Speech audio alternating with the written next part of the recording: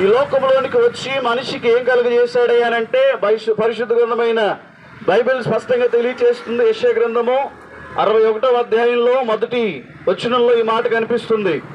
ప్రభువు యెహోవా ఆత్మ నా మీదకి వచ్చి ఉన్నది, దీనులకు సువర్తమానము ప్రకటించుటకు యెహోవా నన్ను అభిషేకించును, నలిగిన హృదయము గల వారిని దృఢపరుచుటకును, చెరలోనున్న వారికి విడుదలను, బంధింపబడిన వారికి విముక్తిని ప్రకటించుటకు, యెహోవా హితవత్సరమును మన దేవుని ప్రతిదండన దినమును ప్రకటించుటకు, దుఃఖాక్రాంతులందరినీ ఓదార్చుటకు, సియోనులో నుండి దుఃఖించే వారికి ఉల్లాస వస్త్రములు ధరింపు చేయుటకు, బూడిదకు ప్రతిగా పూదండను, దుఃఖమునకు ప్రతిగా ఆనంద తైలమును, భారభరితమైన ఆత్మకు ప్రతిగా స్తుతి వస్త్రమును వారికి ఇచ్చుటకు ఆయన నన్ను పంపి ఉన్నాడని యేసుక్రీస్తు ప్రభు వారి గురించి స్పష్టంగా ఈ మాట తెలియజేయబడుతున్నది. గమనించండి, మానవుడు నలిగిపోతూ ఉన్నాడు.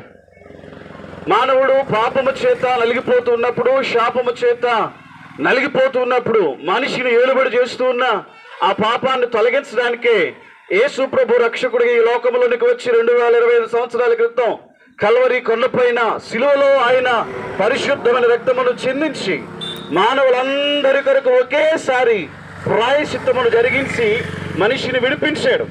మరి ఎలాగునా నా పాపాలు క్షమించబడతాయి, ఎలాగునా నేను పరలోకము, స్వర్గం, మోక్షం వెళతాను అనేటటువంటి అనుమానం సహోదరి సహోదరుడు నీలో ఉంటే గనుక, యేసుక్రీస్తు నా కొరకే జన్మించాడని, యేసుక్రీస్తు నా కొరకే మరణించాడని, రక్తాన్ని చిందించాడని, ఆయన రక్తము నా ప్రతి పాపమును కూడా కడిగి శుద్ధీకరించి పవిత్రపరిచి పరలోకానికి, మోక్షానికి చేరుస్తుంది అనేటటువంటి సత్య సువార్తను మీరు వింటూ ఉన్నారు. కాబట్టి ఇది నిజమే, యేసయ్య నా కొరకే వచ్చాడనే సత్యాన్ని మీరు అంగీకరించి పాపములన్నిటిని కూడా ఒప్పుకుని విడిచిపెట్టి దేవుని కనికరమును పొందుకుని పరలోకం చేరుకోవాలని ఈ మాటలన్నీ కూడా మీకు తెలియచేస్తూ ఉన్నాము. ఇంకా అనేకమైన విషయాలు పరిశుద్ధ గ్రంథమైన బైబిల్ గురించి, యేసు ప్రభు గురించి తెలుసుకోవాలి అనేటటువంటి ఆసక్తి మీకుంటే గనుక, ఇదే ప్రాంతంలో జీవము కలిగిన దేవుని మందిరము అనేటటువంటి మందిరము ఈ ప్రాంతంలో ఉంది. దైవజనులు, అభిషక్తులు, దేవుని ఆత్మ